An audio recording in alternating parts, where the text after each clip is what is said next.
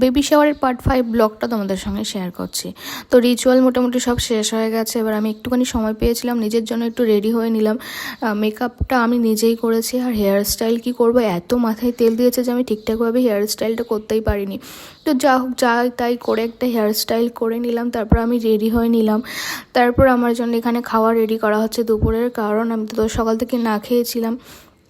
তো এখানে প্রথমেই মেনুতে ছিল 7 রকমের ভাজা, মানে বাবার বাড়ি থেকে যে সবজিগুলো দিয়েছিল সেগুলোই।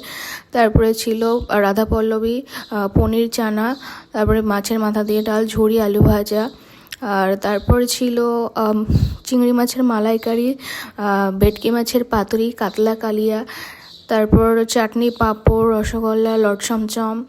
আর বাবার বাড়ি থেকে যে 7 রকমের মিষ্টি দিয়েছিল সেটা ছিল, পায়েস ছিল। তো সব কিছু মোটামুটি এখানে সাজিয়ে দিয়েছে। এখানে কিছুক্ষণ ছবি টবি তোলার পরে আমি চলে এসেছি চেয়ারে, কারণ আমি নিচে বসে খেতে পারছিলাম না। তারপরে কেক নিয়ে এসেছিল দিদি, সেটা কাটা